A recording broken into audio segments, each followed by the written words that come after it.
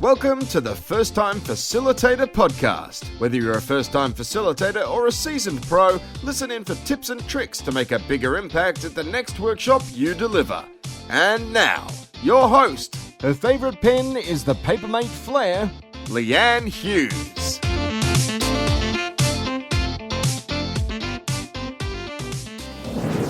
Hello everyone and welcome to the show. I'm your host Leanne Hughes and I'm here to help you host virtual meetings and events. I hope you're keeping safe, eating a variety of food, getting some movement into your day while we navigate this uncertainty and complexity. Hopefully this is also giving you an opportunity to get stuck into a really good book. Now, last week on the show, I brought on the remote meeting guy. His name is Jonas Rianto in Finland, and his mission is to make telecommuting as natural as working in the same room. This week, I'm keeping the content fresh again. I'm talking to a person who wrote the book about adapting to the moment, and it's called Think on Your Feet, Tips and Tricks to Improve Your Communication Skills on the Job. Now, this book was recently featured at Inc. magazine as the first of 20 books that will kick off 2020 on the right foot. And look, hopefully we can get it back on the right foot very soon. Now, in this interview, we talk through Jen's pivot into online offerings and how she's running improv workshops using Zoom. She also shares how improv comedy and a background in acting has helped shape her career using the improv phrase yes and to keep that conversation going in workshops. We talk about how to engage in small talk at networking events and also in that moment before a workshop when a few of your participants arrive early. Jen became an accidental entrepreneur when she recognised a need for her co-workers at the Guggenheim Museum in New York to spice up their educational tours. Using the acting skills she honed while working off-Broadway, she started the Engaging Educator as a side hustle, which quickly became a full-time gig when national companies took notice of the program's ability to improve their employees' communication, public speaking, and social skills through improv-based education. The Engaging Educator is a women-owned and operated company dedicated to helping people find their unapologetic, authentic, and best voice. Jen Brown's work can be found in publications including Bustle, Fast Company, Forbes, Moneyish, and others. And aside from her entrepreneurial endeavours, she has done 3 TEDx talks on the power of improv. Jen's personal mission is to empower as many women as possible to stop playing small and know their incredible supernova powers. And she's also based in North Carolina. I hope you enjoy this one. Before we get stuck in, very quick announcement. This show is sponsored by my Zoom virtual practice session. It's called Go Live Before You Go Live. All it is 5 of us meet together over an hour and we take turns co-hosting, giving feedback, assigning smart, specific instructions, using polls, looking at chat, and just trying to do all of the things that you're a bit nervous about. But we do it in a safe environment before you hop on a call with your client. More information, link to that is in the show notes for this episode. In the show notes, you can also find a link to our free group on Facebook. It's called The Flip Chart. We have over 700 facilitators on there, all sharing amazing tools, knowledge, experience, asking great questions. And if you'd like to contact Jen and find out more about what she does, you can visit the show notes over at firsttimefacilitator.com/episode 113. Now, onto the show. I am absolutely delighted to welcome to the First Time Facilitator podcast, Jen Brown. Jen, how are you going today? I'm doing well. How are you? Really well in Australia. Just prior to the call, Jen and I had a quick sort of catch up on how we're both progressing during the COVID-19 situation. And I thought Jen is just the perfect guest to have on it at a time like this because you're all about thinking on your feet.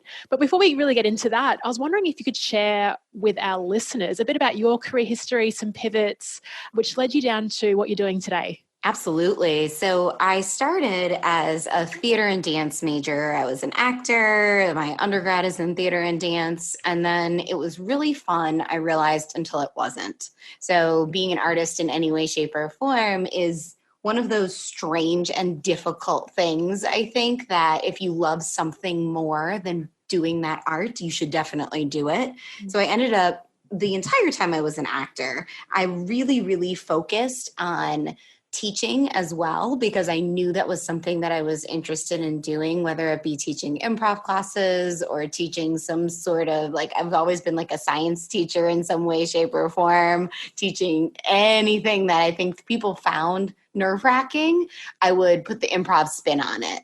And that progressed to me becoming a museum educator, which makes sense because you think of museums and institutions as being kind of a scary place for some folks because it's the right or wrong kind of ivory tower of academia.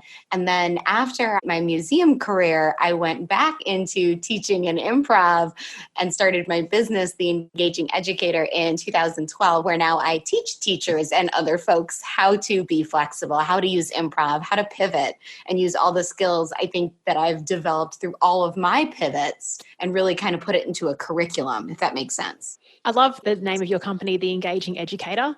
And I think it's a question I often get on the show is how do we pivot in the moment? And I think that's probably the scariest part of facilitating versus giving a speech. Is giving a speech, it's sort of one way. Facilitating, though, you might have just the range of dynamics in a room. So what are some kind of skills or things from your history in terms of acting and improv that have really steered you well in the world of facilitation now? I think the biggest one, and I think it's the one that a lot of people overlook or think they have a handle on, is really being attentive to that audience. That is the number one tool of any pivot, flexibility, understand what they want, where they're coming from, all of those bits and pieces. And in improv, we joke sometimes because so often comedy performers, especially, they'll have inside jokes. They'll have things that are funny just for the people on stage. And you can't do that because then you're not paying attention to what your audience wants and needs. And I think that really ties into being a facilitator.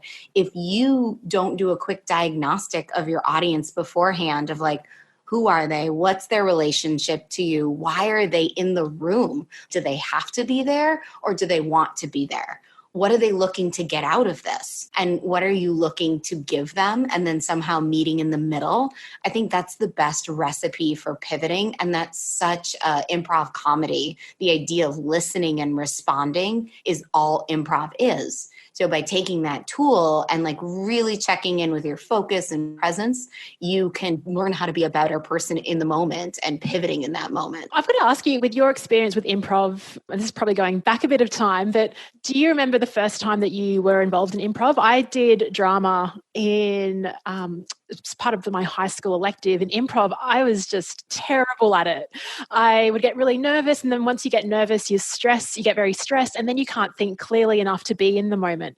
Were you like that, or were you just naturally good at listening, paying attention, and pivoting in the moment?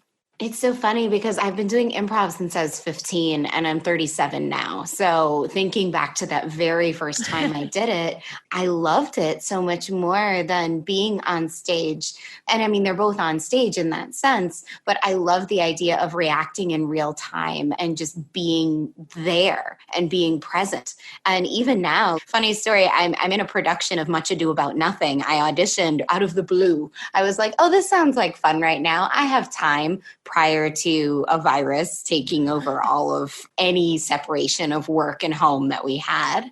And I got cast in it as one of the leads. And one of the reasons I think I did so well auditioning and now in it is because of that skill being present and in the moment.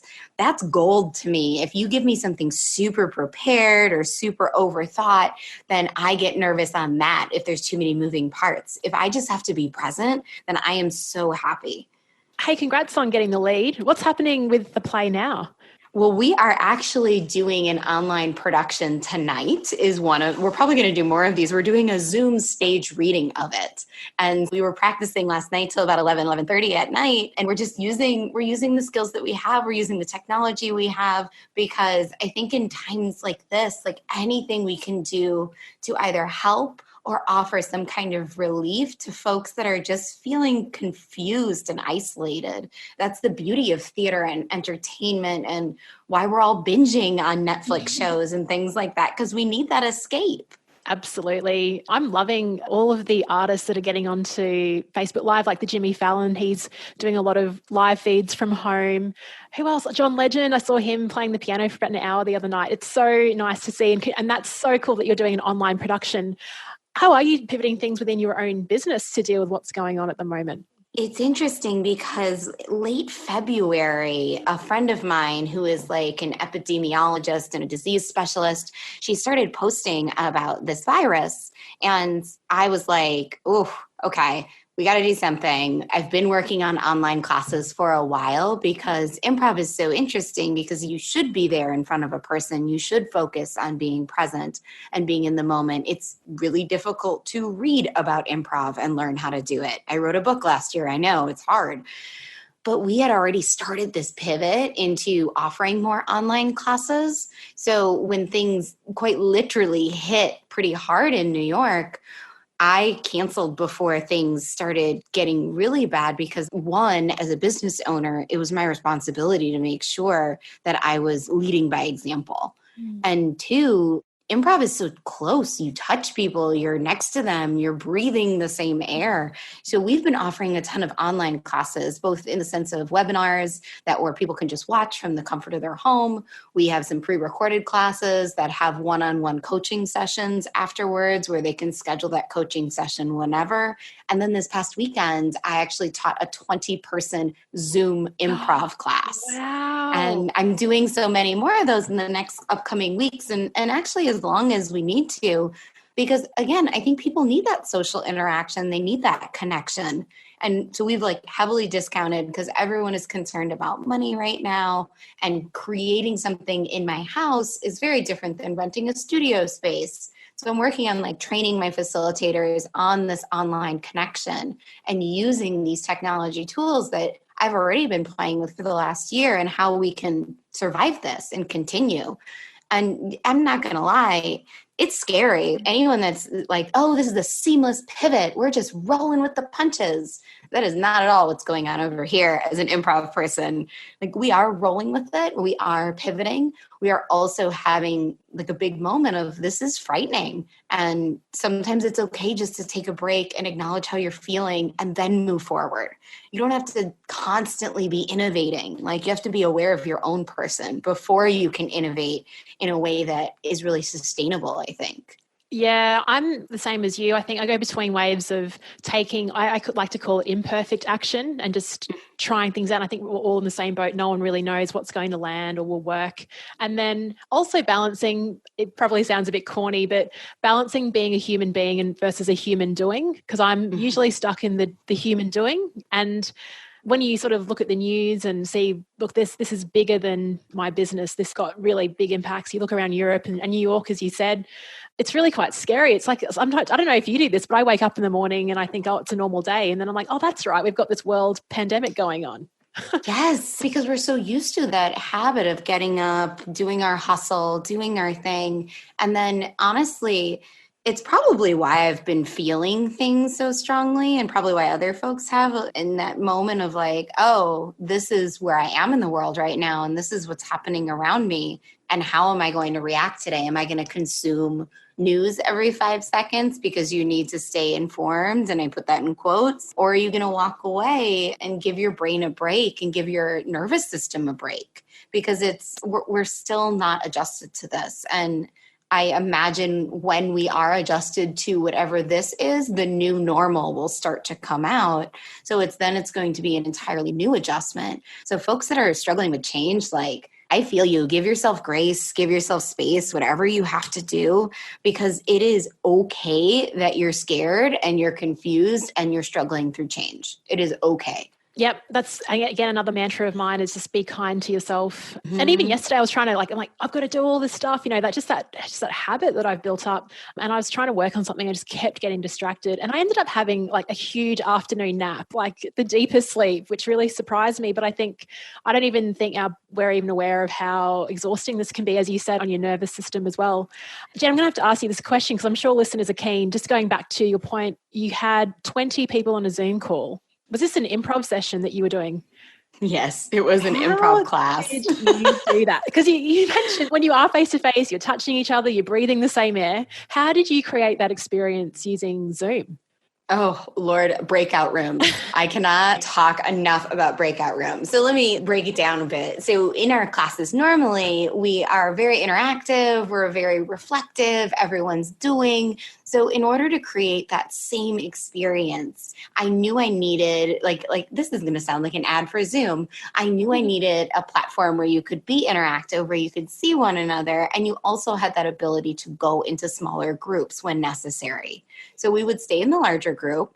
I would model the activity with the larger group, so call on a few folks. Then I would send them out to breakout rooms and they would be doing the activity in those breakout rooms. Then we came back from those breakout rooms and reflected on how that felt, what they learned, what that was all about.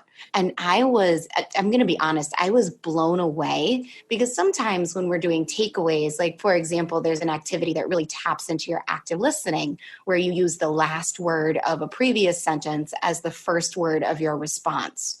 So instead of being very automated in your response or answering the question before it's even done being asked, someone might say, oh, I love nachos. And the response might be, nachos are fantastic. Fantastic foods happen when you think. So that was one of the activities they were working on. And they came back in and they were like, this was so hard. I'm used to forming my answer while they're talking. They hit all of those takeaway points. So I don't know if the medium actually helped with that realization because they didn't feel like they were being watched by other groups. They had this little tiny pod of 3 or 4 people together that were doing this activity and reflecting on it and able to laugh about themselves and the outcome of the activity. It was strangely phenomenal and freeing and just very exciting. Yeah, that's a really interesting point that you brought up that I haven't really considered yet, because you're right, when you do break out into groups, but you're all still under the same roof, you are still influenced by what other groups are doing. Like you're looking at the other group to see what the norm is. But if you're in your own breakout room, that isn't a thing. So, wow, all your different breakout rooms might be having a completely different experience. Interesting. And it's a question I'm asking at the moment because I think everyone's going, oh, how do I move what I do offline online? But one of my previous guests, Wanda, he said, the question you should be asking is, how do you make the online experience much better than it would have been if it was offline? And I think you've just given us the tool there in terms of the breakout rooms and the different types of learning, and also brought up active listening. So I don't know how often you're on Zoom calls. I had a crazy week of Zoom calls last week and I was exhausted. And I was wondering what that was. And I think it's because you actually have to pay even more attention now when you're in a Zoom room, even in your facial expressions to show someone that you are listening. Are you finding that as part of your experience? And then that idea of even your micro expressions are showing because it's video. In that sense, I've been doing a lot of thinking about how to make the Zoom experience or the online experience, quote unquote, better, or at least as good as the in-person. I've been doing a lot of one-on-one coaching, even if they're taking a pre-recorded class. And you can see these micro expressions, your face tells no lies when you're just staring at your face. We're so used to paying attention to body language, and cadence comes across, how our voices move comes across definitely through Zoom meetings.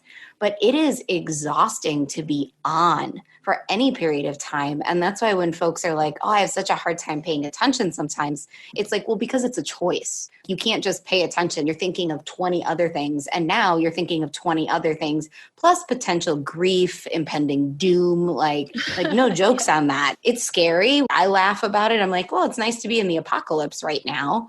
But at the same time, everything is changing and the world is not going to be the same when we come out of all of this. So that is weighing on a lot of people while we find our footing again. So that plus attention, plus focus, plus already Zoom, video, phone, it's a dampening medium. So in order to get across the same sense of passion and excitement, you have to put so much more energy into it. So no wonder you're exhausted. I feel the same. I've had more video calls in the last week and a half that I think than in the past year, which has been wild.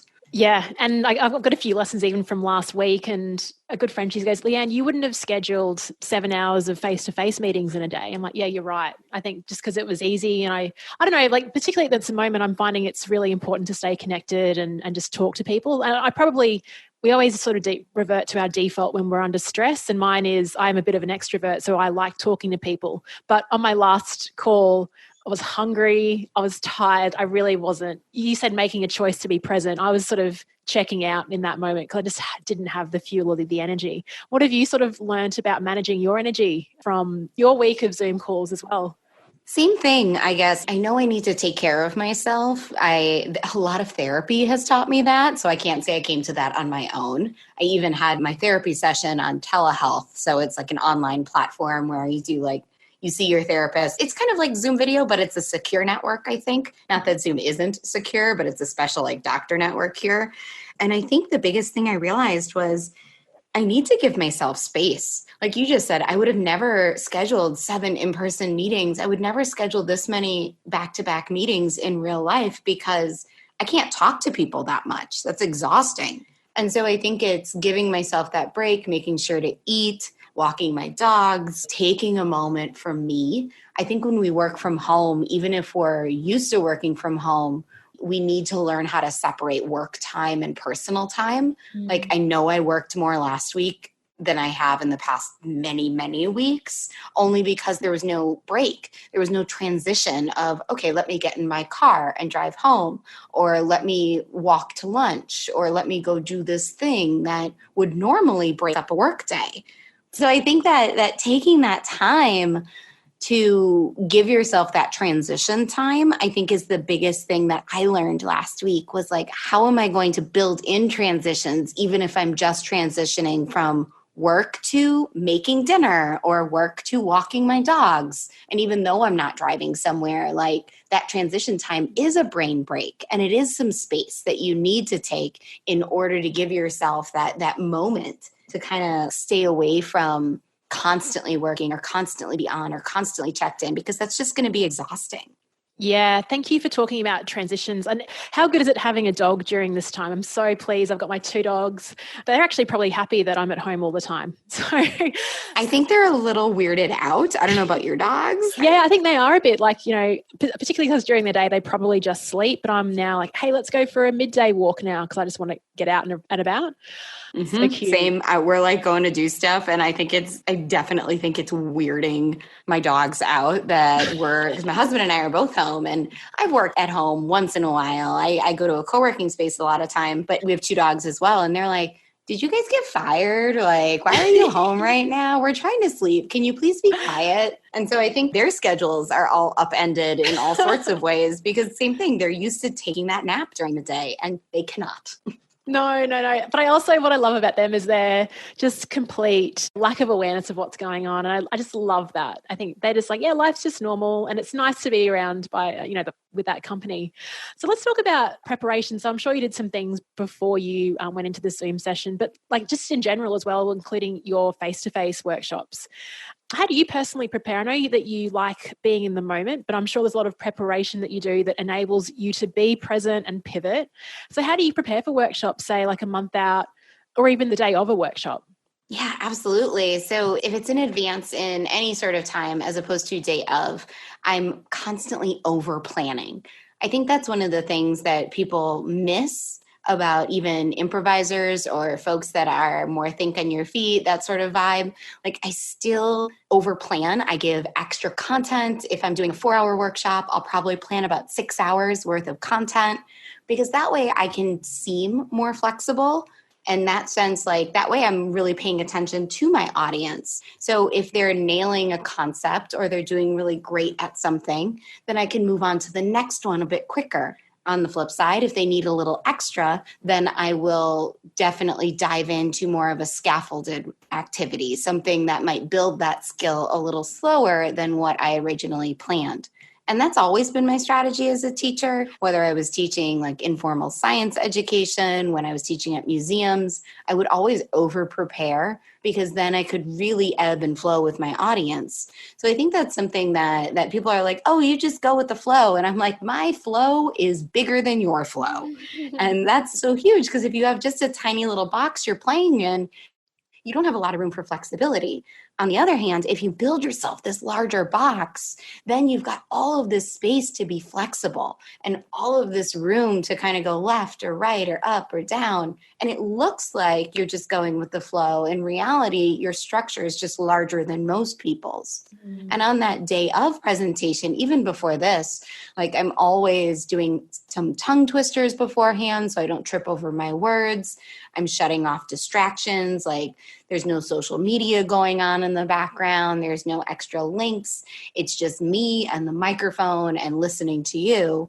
And that's how I am when I'm teaching too, because it's like we can't multitask. It's impossible. And if we think we can, we're not doing it well. So it's that taking that time to be like, you know what, for the next chunk of time, I am dedicating my energy and my focus on this particular conversation. I think that's something that we don't always check our stuff at the door. So it's always like, all right, like there's a lot of stuff going on, no matter what's going on in my life right now. This is the moment that I'm paying attention to. Yes, it's definitely like compartmentalizing a lot of the stuff when you're in the workshop room. And I think, I guess it comes with experience as well. I know certainly when I was first facilitating right at the beginning, like 5 or 6 years ago, I was so distracted, fixing all my slides, making sure the room was right, but also not really paying attention to my participants when they walked in because I wanted to make everything perfect. I'm of the same camp as you. I love over preparing. And thank goodness through experience, you learn what things work. And I don't know about you, but I've got like props. I just carry like tennis balls and things around just in case I need to use them. You need to. That over prep is so critical because if you over prep, then you're prepared for anything. And there's still going to be stuff that throws you for a loop. If you have those extra things, though, then you don't have to worry about like, oh man, I wish I would have had this extra thing. Absolutely right. And I think it's also just a personal reassurance thing that you know that if you do have to pivot, you're ready for it. And I think just even having that sort of self-assurance is really helpful. So the other thing that you talk about, Jen, is improv in the context of networking, which I find really interesting because a lot of us go to networking events and I don't know, people hear the word networking and it's not the favorite word. You usually hear a few groans. And you talk about small talk as well and how to be really effective at doing that. So let's talk about small talk in the context of a workshop where you're the facilitator, you're meeting some new clients, they're coming in, a lot of them are in there early. How do you engage with the participants before you even officially begin your workshop? Yeah, so small talk, I think, is one of those things that we all have our own reactions to. And I personally love it. And now I think that there is science out there on why I particularly love it, because I'm never one of those people that's going to ask you the weird question of like, what movie would you be if you were a movie? Or if you were a jelly bean flavor, what flavor would you be? I think those are questions that like freak me out. And I'm a creative person because I think they're too in your face. They're too upfront. A recent study out of Harvard said like the best way to have small talk is to ask questions and not ask weird like jelly bean flavor questions, but get someone talking and ask questions about what they're saying. And that's always been my mantra for small talk is this idea of like ask curiosity questions. Ask what someone does. Don't interrogate them in the sense, what do you do? How much do you make? What year did you do this one thing with your career? Really ask them, so what brought you here? And then whatever they're saying, listen for something in improv we call a gift. So it's a bit of information that you can use in your response, that you can use in a question. So again, I always go to nachos. So if I say, oh, well, I was like, if someone asked me like, what were you doing earlier today? Oh, well, I had some really good nachos. They're like, oh, well, what did you put on your nachos? You see, you're asking a question based off of something I said, showing that I'm listening, but then also showing a genuine interest in what's going on in my world and my life. And I think that's how I've always approached networking and small talk before classes is just chatting with someone and not being like, oh, nice weather today, or oh, it's awfully cold or rainy, or how about that virus? It's more like, how are you doing? Like, why are you here? What brought you here? And asking questions based on their answers. And that, I think, that takes away some of the panic of small talk. It also makes it a bit harder for folks that have trouble listening, but it makes it so much more personal because then you can ask questions about what you actually care about as opposed to some weird topic that you read in a small talk list of 30 topics to use small talk for. Yeah, it's like that weather question. I know the weather's not the best thing to talk about, but somehow I do find myself talking about the weather. And I know that I'm not engaged in the conversation. They know they're not engaged. We all know, but no one's calling it out. So I think I do sometimes use improv just to shift the weather to something else in the moment because we all know that the weather is, look, it's a nice maybe entry point, but it needs to pivot away from that. I've got a Facebook group of facilitators and a question that popped up the other week that I think you might have some good, helpful tips for is when you're in a workshop, you've asked a question and there's two responses you might get. One is that someone doesn't actually respond to the question, they bring up another point, or their response really, it just isn't on track at all.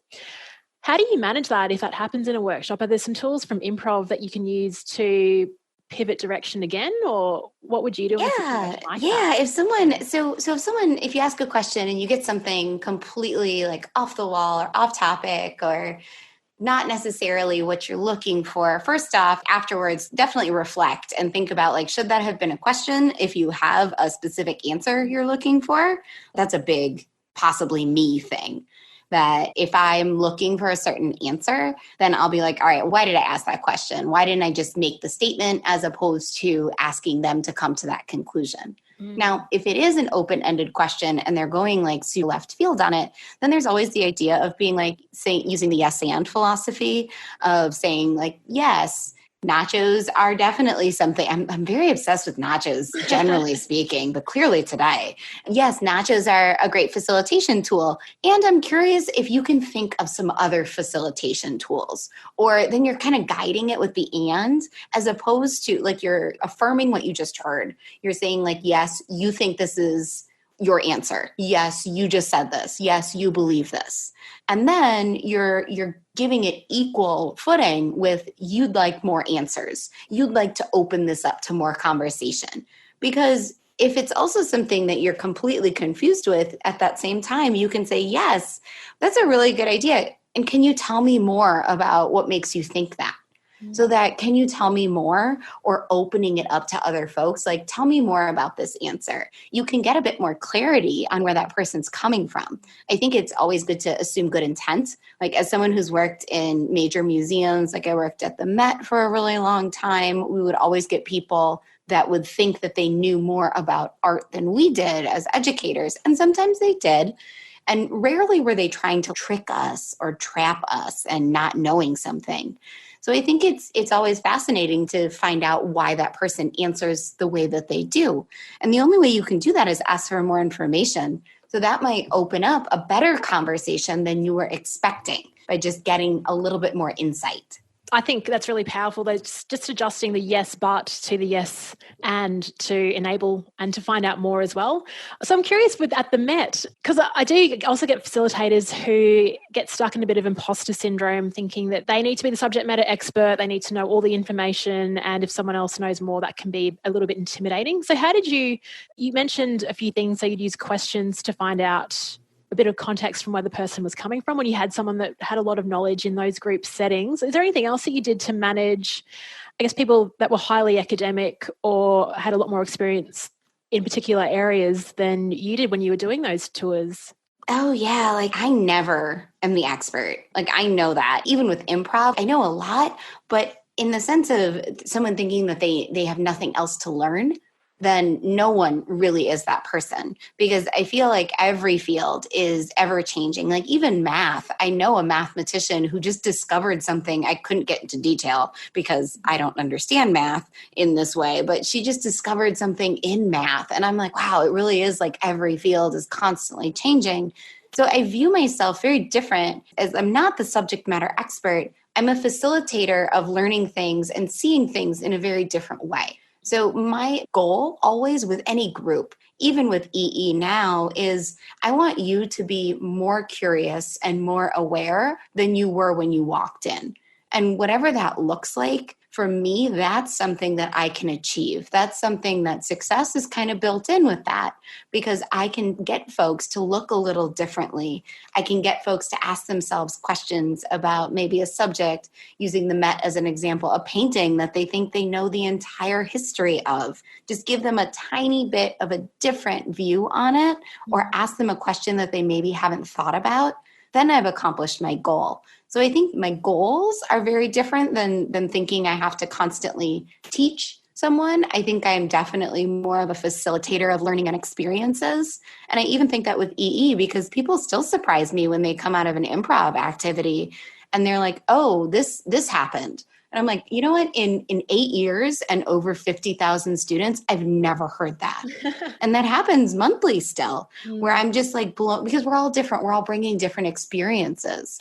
And I think giving yourself that grace that No, you're not the end all information. You have things to learn still. You have things to discover. And going into things with a curiosity, I think, is far better than going into things of, I am a keeper of knowledge and I am going to give you lots of knowledge where you will be happy with my knowledge.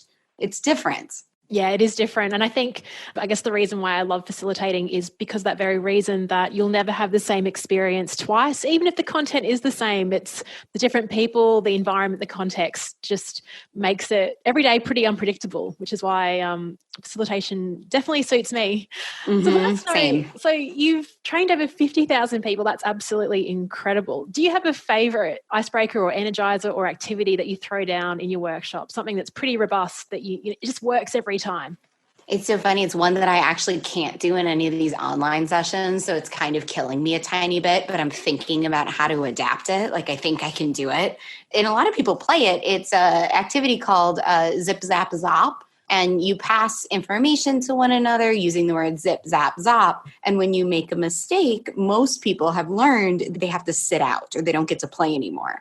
But the way we do it, when you make a mistake, you all put your hands on your hips and you all together do a hip thrust and say, awooga. And it's so funny because I do it with every single class that I'm working on how to adapt it for the Zoom groups, in the sense of it really lowers people's fear of failure. Because as adults, especially, we're so scared of making a mistake. We're so scared of looking wrong or looking silly. And it's like that keeps us playing things so safe. So we can't succeed because we're constantly trying not to fail. Now, what Zip Zap Zop does, it's like, all right, you're going to fail. You're going to make a mistake. You're going to make a funny noise, and you're going to hip thrust in a group of people that you may or may not know. So get over yourself. And that activity, I can't think of a single group in person that I haven't done that with, because it's so leveling the playing field. Like, it just takes folks from whatever level they're at, whatever fear they're at, whatever sense of, oh, I can do this, this is easy, and just brings them down to reality in such a quick way. And then it breaks the ice. Like, it makes people laugh at themselves, which I think is critical. Yeah, I even feel like if I was playing the game, I'd kind of want to make a mistake. So we'd all have to do a hip thrust. Like, I'd intentionally stuff up because it sounds really funny. And if you do find a way of making that go virtual, please let us know. And if I get ideas as well, I'll shoot them through on how you can make that happen. I'd love to see it. I will, work. For sure. I think I'm close. So I'll probably end up emailing you now that my brain is consistently working on it, of like, okay, how can I do this? Oh, so exciting. Jen, if our listeners would love to reach out to you and find out more about what you do, check out some of your online offerings now, where can we send them? I think the best way to find me is jenbrown.co. That's Jen, Brown like the color.co. And that actually links to everything I do. So it links to the Engaging Educator. It links to the stuff I've written, my social media handles. If you want to hop on theengagingeducator.com, you're more than welcome to. That's also linked in jenbrown.co. It's just a nice little landing page with all the things. That's such a good idea, because I know I'm certainly sending people off to different channels. So it's nice that you've got one page which has all those links. Thank you so much for your time, particularly during moments like this. It's just the perfect time to talk to you about pivoting and thinking on our feet, as all of us are currently going through that right now. So Jen, really appreciate having you on the show. Thanks for having me. Hey, thanks so much for sticking around. You've reached the end of another episode of the First Time Facilitator podcast. Connect with the show at firsttimefacilitator.com or follow me on Instagram at Leanne Hughes to find out what I'm up to during the week. If you enjoyed this episode, please feel free to share it with someone who will also appreciate the insight, and make it easier for yourself and subscribe to the show in your podcast player of choice. Thank you so much for listening, and chat to you next week.